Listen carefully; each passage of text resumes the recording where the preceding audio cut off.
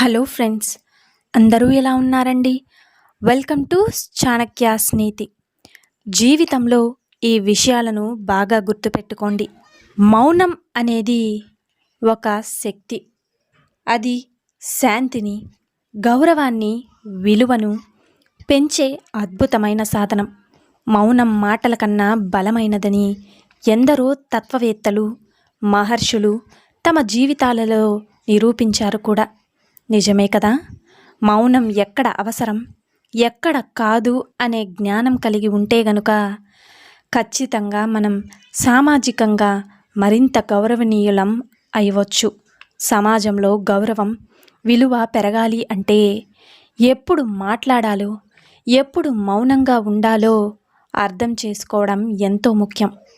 మౌనం ఎప్పుడూ కూడా భయం కోసమో, సిగ్గు కోసమో కాదు. అది ఒక ప్రభావవంతమైన సాధనం. కొన్ని సందర్భాల్లో మౌనం మన గౌరవాన్ని, విలువని పెంచే గొప్ప ఆయుధంగా మారుతుంది. గుర్తుపెట్టుకోండి.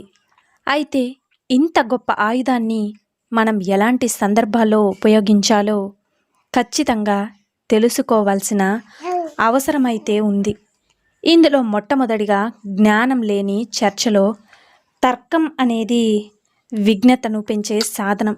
కానీ అజ్ఞానం మీద తత్కరించడం మన గౌరవాన్ని తగ్గించగలదు. ఇక అందుకే జ్ఞానం లేని వ్యక్తులతో అనవసరంగా వాదించకుండా ఉండటం ఎంతో ఉత్తమం. అలాగే అజ్ఞాని ముందు మౌనం మంచిదని తెలిసినవాడే నిజమైన జ్ఞాని. గుర్తుపెట్టుకోండి. రెండవది, మనసు కుదుట పడని సమయంలో ఆగ్రహం, బాధ, ఇంకా నిరాశ కలిగినప్పుడు మనం మాట్లాడే మాటలు ఎంతో కఠినంగా ఉండొచ్చు. ఆ సమయంలో మౌనంగా ఉండడమే మన గౌరవాన్ని కాపాడుతుంది. ఎందుకు అంటే భావోద్వేగాల ఉధృతిలో మనం చెప్పిన మాటలు మనకే నష్టం కలిగించవచ్చు. ఇక మూడవది, ఎదుటివారి బాధను అలంకరించేసేటప్పుడు మనం ఎవరైనా బాధలో ఉన్నప్పుడు తక్షణమే సలహాలు ఇచ్చేందుకు ప్రయత్నించకూడదు. కొన్ని సందర్భాల్లో శ్రద్ధగా వినడమే గొప్ప సహాయం అవుతుంది. ఇక మౌనంగా వింటూ వారి మనోవేదనను అర్థం చేసుకోవడం మన హృదయ సౌందర్యాన్ని, విలువను ఎంతగానో పెంచుతుంది. గుర్తుపెట్టుకోండి. ఇక నాలుగవది, ఉద్రేకపరిచే సందర్భాలు ఎదురైనప్పుడు మీపై ఎవరో నిందారోపణలు చేస్తూ ఆగ్రహంతో తిట్టినా వెంటనే స్పందించకుండా మౌనంగా ఉండడం బలహీనత కాదని, అదొక ఘనత అని తప్పకుండా గుర్తుంచుకోండి. ఒకటి తిట్టినప్పుడు రెండోసారి తిరిగి తిట్టడం ఎంతో సులభం. కానీ నిశ్శబ్దంగా ఉండి సమయాన్ని ఆలోచించుకోవడం అంత సులభం కాదు. గౌరవం పెరగాలి అంటే మనం మనస్సును నియంత్రించుకోవాలి. మాటలతో కాదు, చేతలతో సమాధానం ఇవ్వాలి అనే సూత్రాన్ని అవలంబించాలి. అర్థమైంది కదండి. ఇక మౌనం అనేది ఒక మహోన్నత గుణం. మౌనం ఓ దివ్య శక్తి. ఇది మన గౌరవాన్ని పెంచడమే కాదు, ఇక మన జీవితాన్ని విలువైనదిగా మారుస్తుంది. ఒక చెట్టు ఫలాలతో నిండినప్పుడు అది నేలకు వంగినట్లే నిజమైన బుద్ధిమంతుడు, నిజమైన గౌరవశీలుడు తన మాటల కంటే కూడా తన మౌనంతో ఎక్కువ శక్తిని చూపిస్తాడు. మౌనం అనేది మన ఆత్మబలాన్ని పెంచేటటువంటి ఓ సాధనం కూడా. మనం మాట్లాడిన ప్రతి మాట కూడా మన చైతన్యాన్ని, అలాగే మన శక్తిని వినిపించేటట్లు చేస్తుంది. కానీ మౌనం అనేది మన అంతరంగాన్ని, మన ఆత్మ బలాన్ని పెంచుతుంది.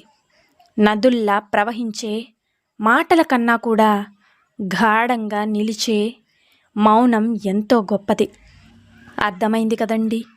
చాలా వరకు మన మాటల వెనక ఒక అహంకారం కూడా దాగి ఉంటుంది. మాటల్లో మితిమీరిన ఆత్మవిశ్వాసం కొన్నిసార్లు అహంకారంగా కూడా మారుతుంది. అహంకారాన్ని తగ్గించేందుకు మౌనం గొప్ప ఉపాయంగా పనిచేస్తుంది. మౌనం పాటించినప్పుడు మన అహంకారం చక్కగా నియంత్రించబడుతుంది. మన మాటలు గాలిలో కరిగిపోకుండా ఒక ఆలోచనలుగా రూపాంతరం చెందుతాయి. సత్యం ముందు మౌనం అనేది ఒక పరిపూర్ణ శరణాగతి. ఇక కొన్ని సత్యాలు మాటల ద్వారా వ్యక్తీకరించబడతాయి. ఆ అనుభూతులను మౌనం ఆస్వాదించాలి. ఓ యోగి మౌనంగా ఉంటాడు. ఎందుకు అంటే అతడికి లోపల బ్రహ్మ సత్యాన్ని అనుభవించేటటువంటి శక్తి ఉంది కాబట్టి. ఓ తల్లి తన బిడ్డను ప్రేమగా తడిమితే ఆ ప్రేమకు మాటలు అవసరం లేదు. ఓ గురువు తన శిష్యుడికి కంటి చూపుతో బోధిస్తాడు. ఎందుకు అంటే కొన్ని బోధనలు మాటలకు అతీతమైనవి. అసలైన సత్యం ముందు మనం నిశ్శబ్దంగా ఉండాల్సిందే. ఎందుకు అంటే అక్షరాలు అక్కడ దుర్బలమైనవి. అర్థమైంది కదండి. మౌనం అనేది క్షమాశక్తిని పెంచే అత్యంత ఉత్తమ మార్గం. క్షమించగలిగే వ్యక్తి ఎంతో గొప్పవాడు. కానీ క్షమిస్తూ కూడా మౌనం పాటించగలిగిన వ్యక్తే అత్యున్నత స్థాయిలో ఉంటారు. ఎవరో మన గురించి తప్పుగా మాట్లాడినప్పుడు ప్రతిస్పందించడం కన్నా కూడా మౌనంగా ఉండడం మన గొప్పతనాన్ని శిఖర స్థాయిలో నిలుపుతుంది. సత్యం ఎప్పటికైనా నిగూఢంగా ఖచ్చితంగా వెలుగుతుంది అనే నమ్మకంతో మౌనం పాటిస్తే కనుక మన విలువ తప్పకుండా అదే పెరుగుతుంది. భౌతిక జీవితంలో మానసిక స్థాయిలో మౌనం పాటించడం మనకు లోతైన అనుభవాలను అందిస్తుంది. మౌనం పాటిస్తే మనలో తత్వజ్ఞానం ఎంతో పెరుగుతుంది. ఇక మౌనం వల్ల మనం మన భయాలను జయించగలుగుతాం. మనకు ఏదైనా సమాధానం తెలియక మౌనాన్ని పాటించకూడదు. ఇక మౌనం అంటే లొంగదీసుకోవడం అనేది కాదు. అది మనలోని శక్తిని మృదువుగా వెలుగులోకి తేవడం. మౌనం మన ఆత్మను, మన విలువలను, మన వ్యక్తిత్వాన్ని పదిలపరిచే ఒక మధురమైన మంత్రం.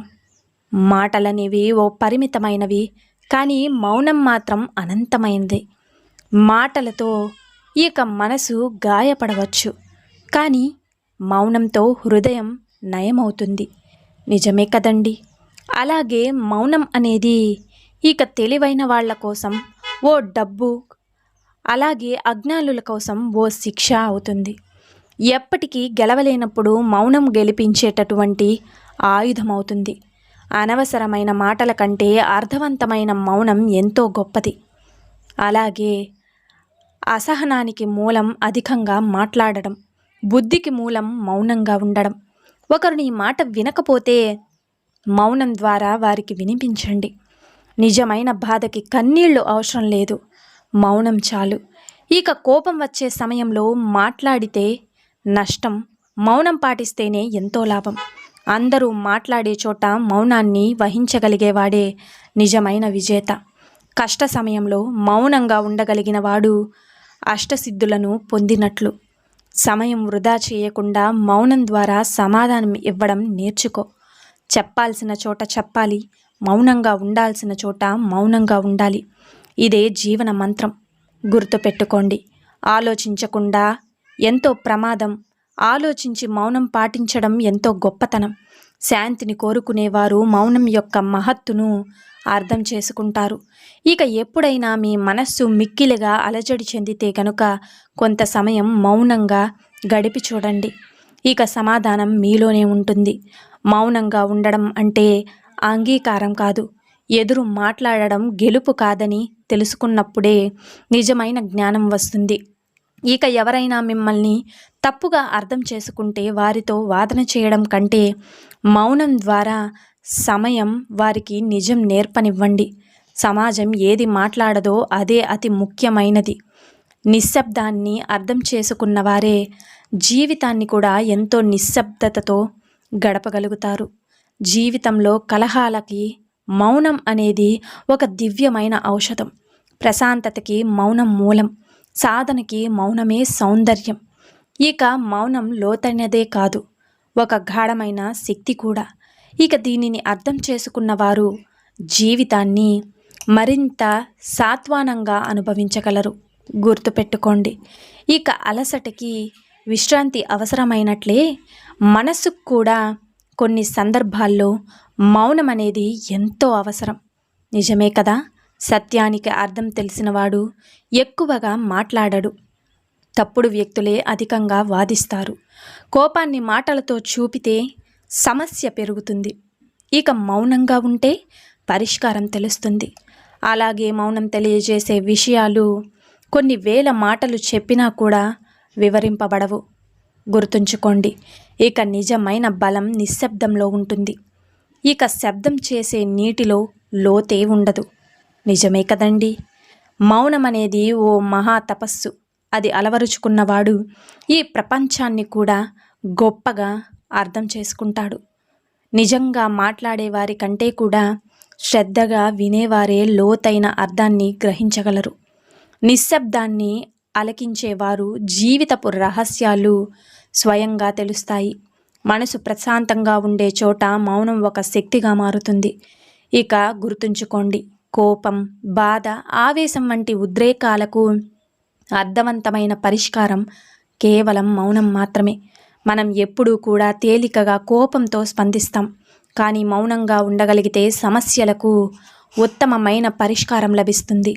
మౌనం అనేది శూన్యత కాదు, అది భావనలకు గాఢతను ఇస్తుంది.